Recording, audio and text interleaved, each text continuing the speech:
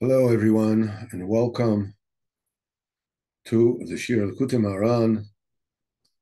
We have started um, Torah 28, Chavches, and we're basically in the second or third session. So we'll just very quickly go through. We're holding by Seif base. And Seif Aleph, I mean, the whole thing is based on uh, the debate between one of the questions and answers of the sages of Athens and Rabbi Shua ben Hanania. And this time, uh, more is being revealed. Rabbi Shua ben Hanania is sort of like taking out the sword out of the scarab. They tell him, build us a house suspended in midair. So he said a name, one of the holy names, and there's a house. I'm sorry. So he said a name, and he himself floated up, to call levitated, and was standing there in midair. And he told them, now bring me bricks and mortars from where you are to where I am. So they said, how is it possible for anyone to bring up brick and mortars up to the air? So he tells them, so how can there be anybody who can build a house in midair? That's, the very mysteriously opaque story. And the Rebbe starts, very powerfully, and he says, those who go against and degrade those who Yireh Hashem, this is because they receive Torah from sages that are actually what the Zohar actually calls Jewish demons. Shin Daled Yehudi. It says because why are they getting called that name? Is because they received their Torah through the demons. It's a kind of klipos. It's a kind of a semi-spiritual being that are somewhere between the level of malachim, which are completely spiritual, and the level of people that are completely physical. And the shefa, when a person learns Torah, the kedusha, the Torah is emanating from what they call the alphin Elohim, the supernal aleph letters. The letter aleph is the very beginning of everything, but aleph is shon alufa shaloilam, the prince of the world, the champion of the world, the shon aleph. Aleph is union of echad, and from these alophim, Shlomo HaMelech got his Torah directly, and he says, "V'daber 3,000 moshel," and he spoke 3,000 proverbs, Vayishiroi Chamisha ve'elef, and his songs were 1,005. That means that every single pasuk the Shlomo HaMelech would say, whether it's in Mishlei or Koheles or anything, every pasuk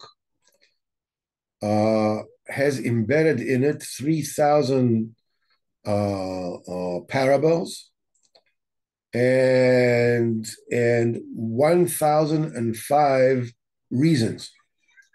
Every pasuk. So we see that in the Torah that Shlomo Melech got from Shloshes Alofim, the three Alephes, the 3,000, because Aleph is also a Loshon of 1,000, Aleph is 1,000, because Shlomo Melech got his Torah from Kedusha, so that's why his Torah had this attribute that it was full of proverbs and full of reasonings. Now, proverbs are very, very, very special tools because when you give a mashal, when you give a proverb, a parable, when you give a parable, what you do is you can explain a very, very subtle and complicated principle by simplifying it. What it is that you do is when you take a very abstract principle and you try to explain it in that reality, it is sometimes can be very difficult, if not impossible, to actually understand what it means. But when you take the guiding principle behind any kind of learning, any kind of seichel, and you present it as a parable, suddenly the mind of a person makes the connection between the parable, the mashal, and the nimshal, that thing that you are comparing it to.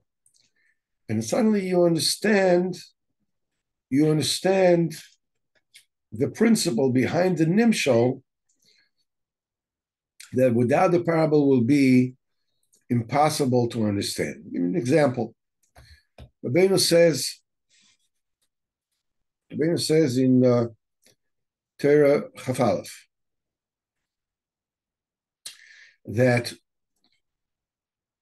when a person receives sechel, b'chinas kedem, and it comes to a person b'shefa eloki with a divine influx, a divine bounty, just pours in.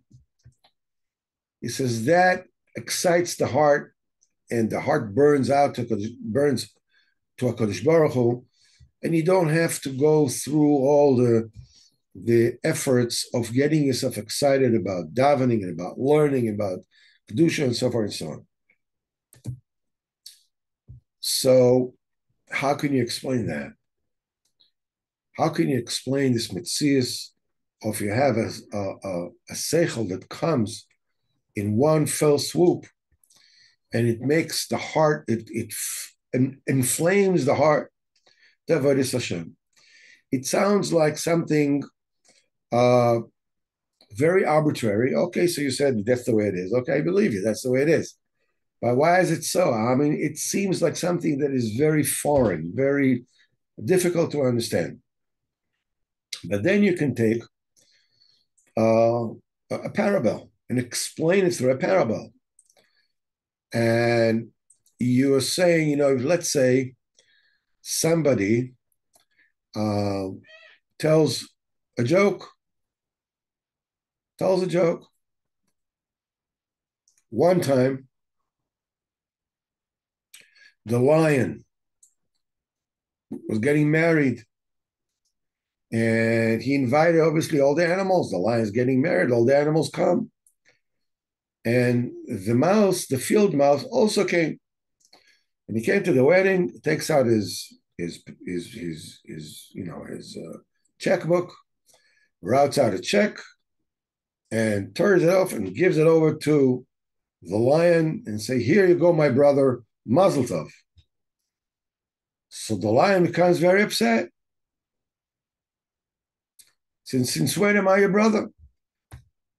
So the mouse answers, before I was married, I used to be a lion also. So when you hear the joke, obviously it's very funny. So there's one slow person that, he doesn't get things on the spot. So he says, I don't understand. What's the joke about? So they explain it to him step by step. Here's a lion, and a lion gets married, and there's no such thing really as a married by lion, but we're using here, you have to suspend your disbelief so we can tell you a joke. I mean, so, okay, I got that. All right. And now comes the mouse. Well, usually a mouse will come to a lion, I'll eat it up. No, no, no, no. This, in the process of the joke, being that it's like, so you can imagine that the chasana looks like a chasana hall in Ulamei Gutnik, and the mouse can come together with his missus, and she goes to Ezra's Nashim, and the mouse goes to Ezra's Gvarim, and so it's just a make believe. You just say, okay, go ahead, and he explained, and when you explain it to him step by step like this, and how can a mouse have a check? It doesn't have a checkbook, has a bank account, whatever it is, and at the end, when you finish explaining the entire joke, so the person says, okay, I got everything, but there's one thing I didn't get. When do you start laughing? What's his problem? His problem that when you explain a joke, it's like you are dissecting a frog. You know more, but the frog is dead. When you explain a joke, you may know more details, but it's not funny anymore. It's not funny because you got the pieces one at a time. So by the time you explain, the joke is that, it's not that he actually was a lion, but, people, before they get married, they speak, they think themselves as lions, but once they get married, they really realize, what's going on and so forth and so on. So, but what happens is, when is a joke funny? A joke is funny when you go through the entire story of the joke, and at the end, you get suddenly the whole thing makes sense in one fell swoop. This is when I was, before I was married, I was also a lion. Bam, you get the whole thing in one shot. One shot, it bursts. You burst out laughing. This is a muscle that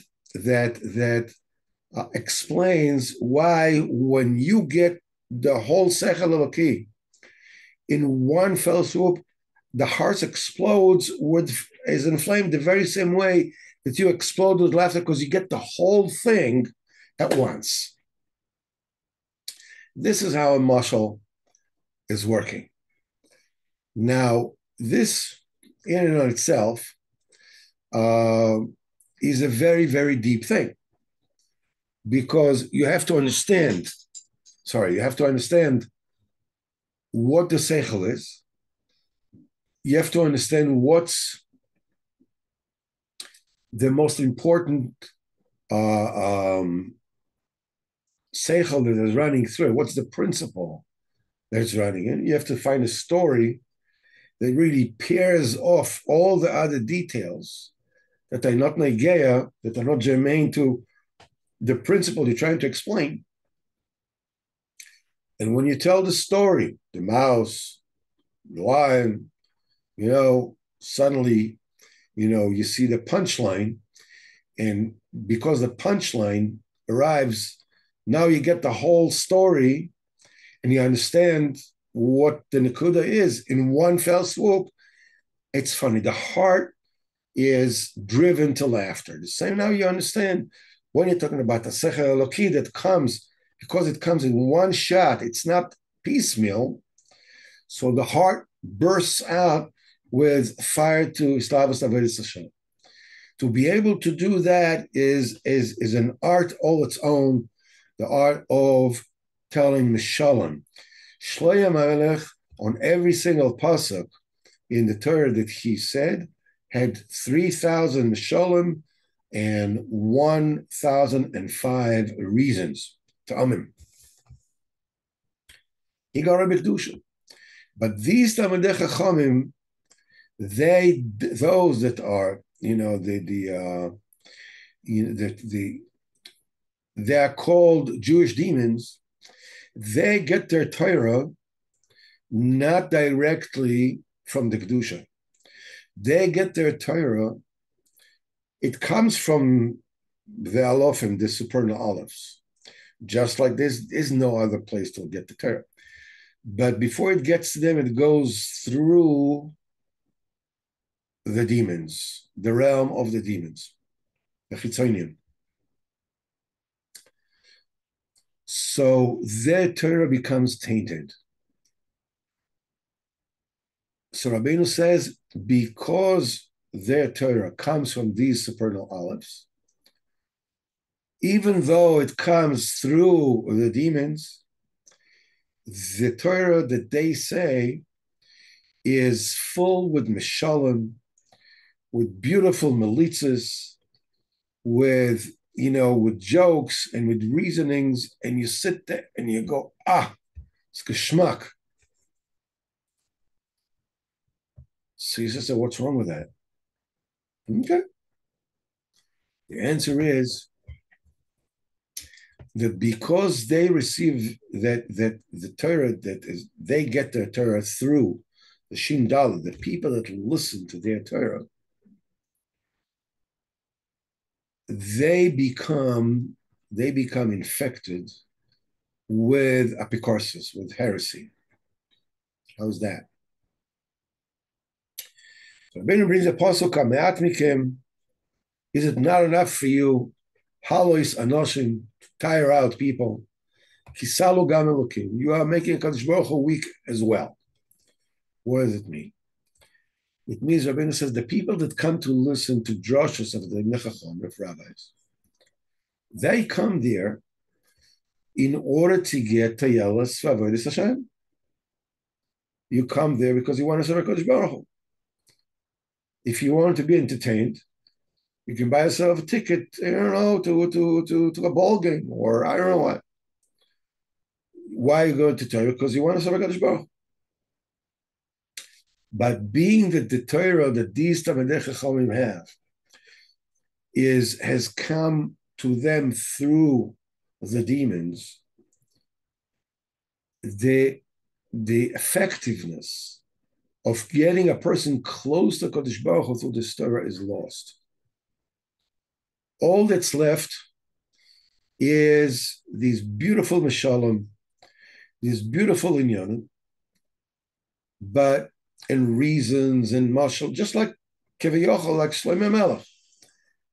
But it's barren. It does not bring people close to Kadosh Baruch Hu.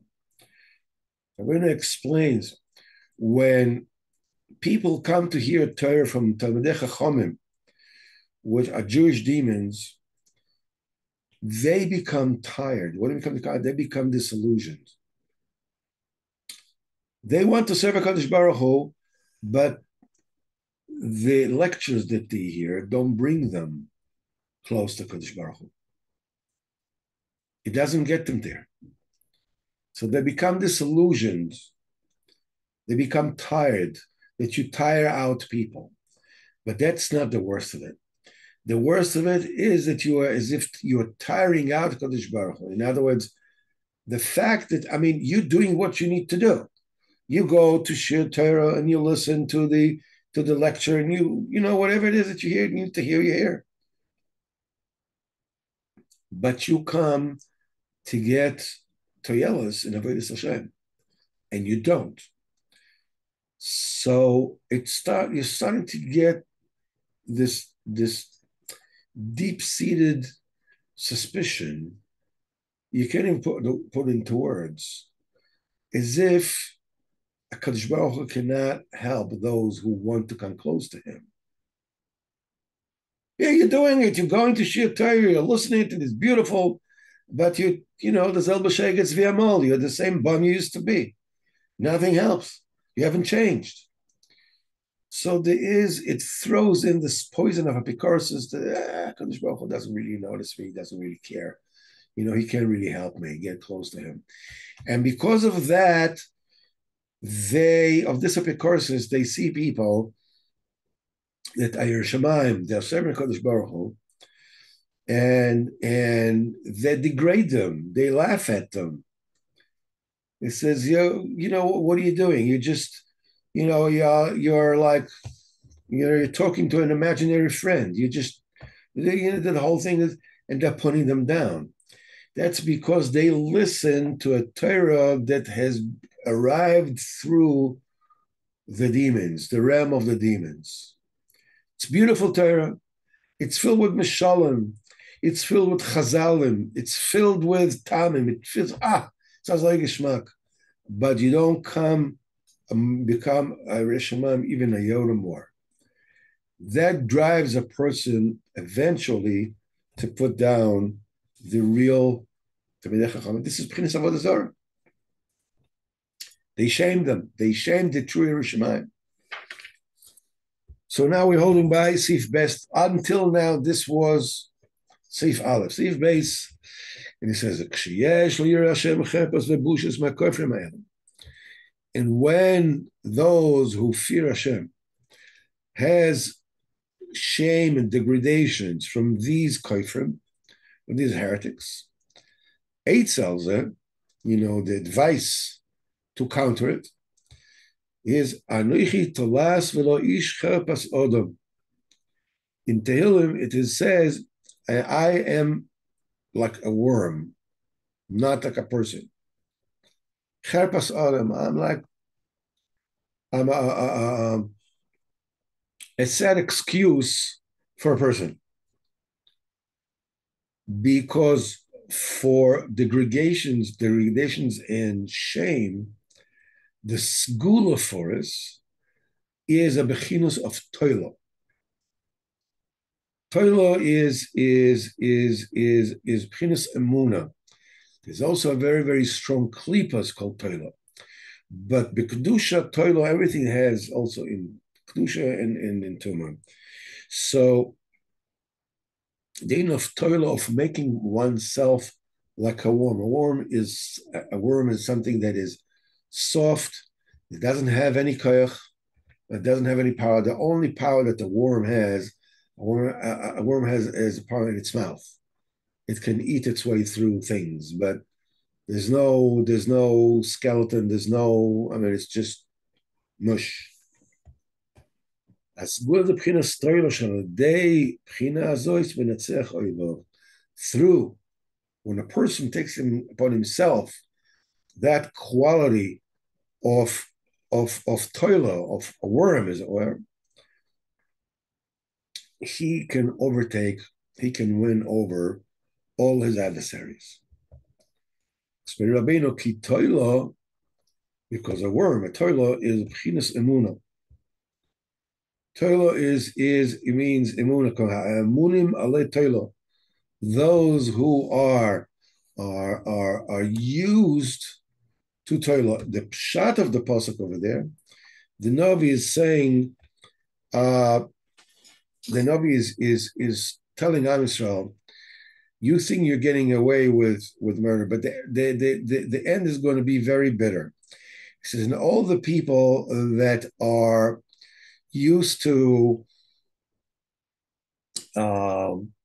wearing clothes of silk and clothes that of crimson. Both silk and crimson use substances produced by worms, right? So munim ala Torah, those who are used to, who are pampered in clothing and fancy clothing of colors and silk, are gonna meet a bitter end. But in it is also another remez. Amunim z'lshoin emuna ala Torah. The Torah, that worm, is a bchinas emuna. In other words, a person needs to believe in HaKadosh Baruch Hu, Hashem Baruch, and be mevatel himself to HaKadosh Baruch Hu. Person needs to be like, I'm a worm, I'm not a person. I'm not, be a man. I don't want to be a man. Stand for yourself. I don't want to, show him what for. I don't want to show him what for. Give him an answer. Put him down. I don't want to give him an answer. I don't want to put him down. I'm not interested in getting into any altercations. And this is very, very important, especially, we said it many, many times, that the only way for a person to withstand any kind of adversarial relationship is through being samich in HaKadosh Baruch and being a Torah, being soft, just I'm a mushy thing. Not because you're appeasing someone, it's because you trust HaKadosh Baruch Hu. What HaKadosh Baruch Hu is doing is good. Ubchinas Avram, that being a Torah that is totally bottled to HaKadosh Baruch Hu, is a bechina of Avram, Shurosh Lamaminim, is the head, or the originator of all those who believe in HaKadosh Baruch Hu. Kmo shekosar about Avram Avinu, ve'emin b'Hashem, Shavei Tzedakah. It's in this. It's in the parsha that in Brisbane and Besarim, b'chinas Avram, shu b'chinas Emuna, and when a person is in a bechina of Avram, a bechina of Emuna, person breaks down and is mevatel the idol worshipping, the heresies and the bizyonis, and he overcomes the avodah salilim, and he overcomes all the heretics. That's what it says. Bigvurois yeshe yaminoi. Yaminoi is, how do you get the Yeshua? How do you get the deliverance over the gvurois? It's through the yaminoi. Bigvurois, you're standing in gvurois. The people are standing over you. They're putting you down. They're diminishing you. They're degrading you, denigrating you, whatever. The Yesha is Yaminoi, is Avram, B'chinas Avram, Avram, B'chinas Chesed, B'chinas Emuna. This is HaKadosh Baruch Hu told the Zer of David HaMelech. V'chasdei lo asir, v'lo ashaker b'emunosi. I'm not going to remove my chesed from him, and I will not do a sheker chas v'chalila in my emuna. In other words, the emuna is b'chinas chesed, and chesed is yamin, as everybody knows. By yamin azois, and with this right, this chesed, this b'chinas of Avram, this b'chinas of emuna, misgaber aloivav, he overtakes his adversaries. You are in a set of gvuros. All of a sudden, you're surrounded with enemies, with adversaries. The way to overcome all the adversaries is the Yesha Yaminoi. The Yesha comes in the Yaminoi. The Kinaseh b'chinas Anshechayil Metuloim becomes, that in Nachum, he says the heroes of Israel, he says they're called Anshechayil, men of war. He says Metuloim. Where he says Amunim Alatoyla, those who are used to be dressed in fancy clothing, colored clothing. What are the men of war doing with fancy clothing? Over here, Nachum Anovi is talking about a different kind of coloring.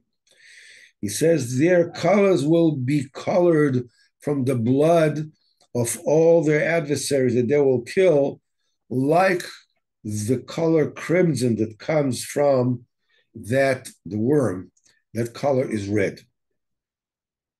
But as we know, in the level of Remez, that's the pshat.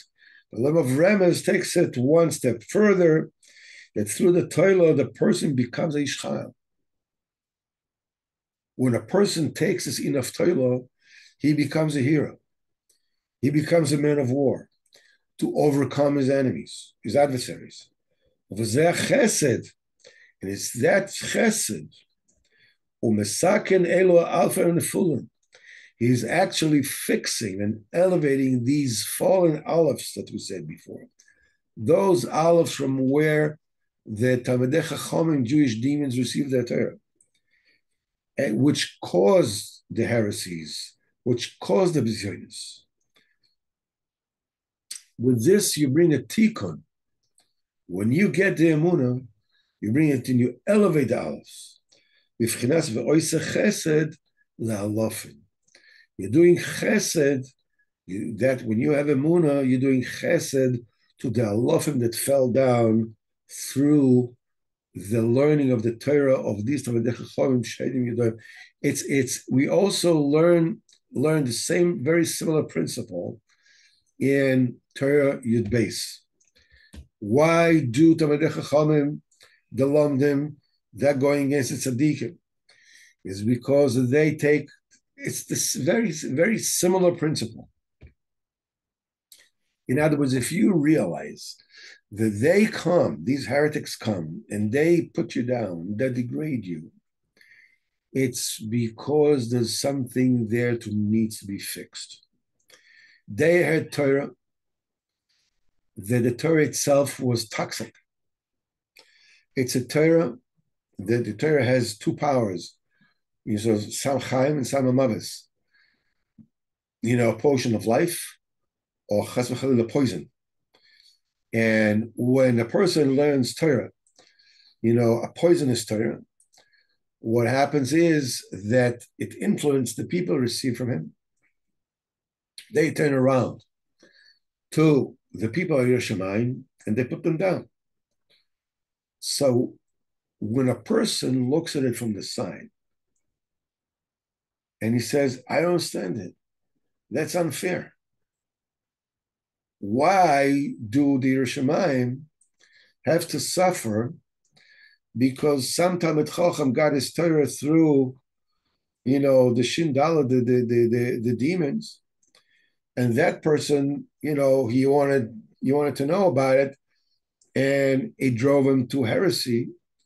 And now he comes to the Yerushalayim and he puts him down and he shames him. Why is it Yerushalayim's fault? The answer is, when you become a Pchinas Torah, when you become a Pchinas Amunah, it means that you believe that whatever is happening to you is coming to you from HaKadosh Baruch Hu. There's a big tikkun. What you're doing is that damage that was done, the bringing down of the incredibly subliminal alafim, they're brought down through the learning, the faulty learn of Torah of these Talmidei Chachamim, by you behaving with the munu, avoiding the fight, just staying back and have nothing to do with that. You are elevating the inner alofim that is in there. We saw this in Parshas Vayera. Parshas Vayera, the common denominator of Parshas Vayera is there's a lot of seeing. Hashem is seen to Abraham. Abraham sees the three malachim, and Hagar sees a malach, and afterwards she runs away. She doesn't see the well, and the malach says, okay, and he shows her, now she can see the well. And afterwards, there's a Akedas Yitzchak, and Avram sees the mountain, like from afar, and he tells Ishmael and Eliezer to stay there with the donkey, and he says, me and Yitzchak, I'm going to go alone. Yitzchak is carrying the burning wood, and Yitzchak is saying to Rav Avinu, Father, and he says, yes, my son. He says, here are the woods, and we have the fire. But where is Ayeh Sela Oila?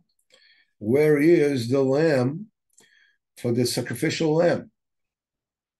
Avram Avinu tells him, Elokim Yireh Sela Oilam Bni. Hashem will see what is the proper Sela Oila. He will see what the Sela Oila. The Medrash says he told him, because either Kadosh Baruch Hu is bringing the Sela Oila, or you are the Oila. Yitzchak accepts it and goes together with it. And at the end, after the Malach comes, he says, don't touch him, whatever. And he says, and Avraham Avinu says, from now on, it says, Bahar Hashem Yiroeh. In a mountain, Hashem will be seen. Throughout the whole parsha is seeing. What is this? The answer is, the big nisayon of Yitzchak was not the fact that he was told to take Yitzchak as a sacrificial lamb, and he took him. That's not the nisayon. Avraham Avinu is. The whole thing started with him willingly being thrown into a fire, a pit of fire, the Ur Kasdim. Avraham Avinu is in a madrega that, that's not the nisayon. The nisayon was that Hashem told him, "B'Yitzchak yikorech hazara." In Yitzchak, your offsprings, everything that I promised you, will come through Yitzchak. Then HaKadosh Baruch Hu says to him, "Go ahead and bring him as a sacrificial lamb." The real nisayon was that Avraham Avinu has never ever stopped to say, whoa, time out, just a minute. Something doesn't work here. It doesn't stim, it doesn't fit. On one hand, you say that my offspring will be from Yitzchak. On the other hand, you say, bring him as a sacrificial lamb. The two cannot coincide together. But so what is the state of mind of Avraham Avinu that Rabbeinu is saying here? The Pchinas of Avraham. It's more than just the fact that he believed. But I believed. But there's a svara that we can understand here. And the svara is, there is a sight that I see. This is what I see. And there is a sight that Kadosh Baruch Hu sees. Which sight do you trust? A person that doesn't have emunah trusts his own eyes. Groucho Marx once said, who are you going to believe, me or your own lying eyes? That's it. The idea is that usually people trust their eyes. Says, I'm sorry, it doesn't make sense. How are these things going to come together? It's impossible.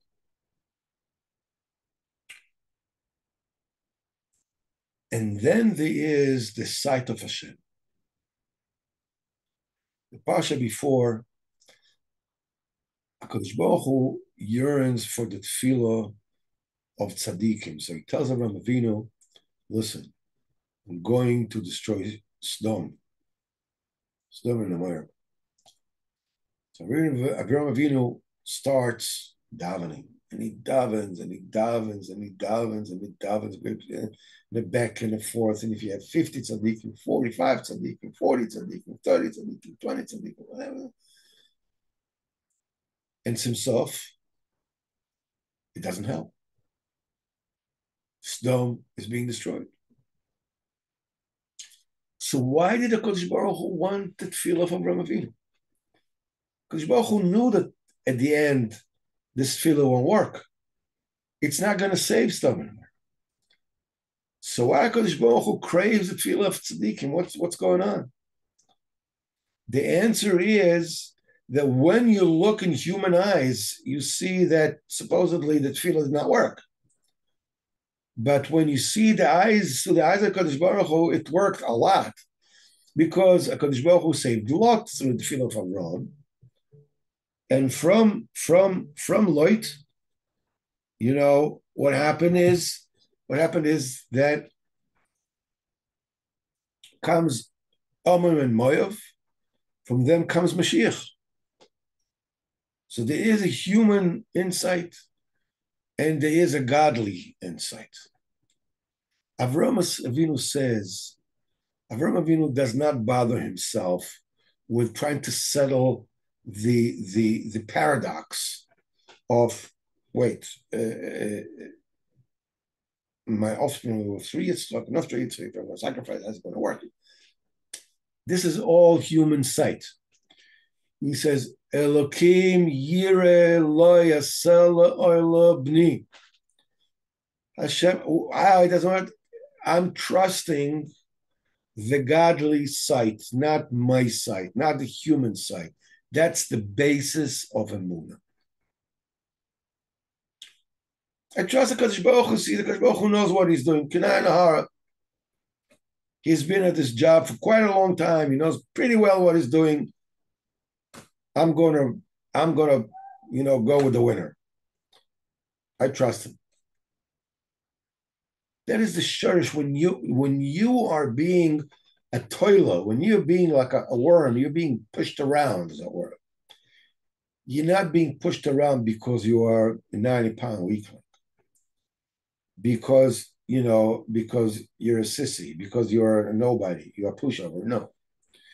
You're being nidcha because you trust what Kodesh Baruch Hu sees fit to do this, and I should be degraded. I probably deserve it, but whatever it is, I'm being cleaned out. Whatever it is, as the Rebbe says, at great length in Terevav. And what you don't know, that in the meantime, you're fixing the damage of that the Torah of the Chachomim, the Jewish demons, has wrought to the Alfim Elohim. By just by believing, just accepting it. That's it. Just going along. That's it. No more. You don't have to make kavanas. You don't have to do this. You don't have to do that. You don't need any of that. You're just going with the emunah. I'm trusting Elokim Yerla Shel Oil Bni. That's it. I don't need any more. Not only you're going to overcome your adversaries, but you're also going to fix the Torah. So Oisached Alofim. Ad Kan, Bezat Hashem, Hakofe Aleph, Likutey Moharan for tonight. Mitzvah Hashem to tomorrow in the Beis Medrash at 8:00. Kol Tov and Atzlacha b'chol ha'inyonim.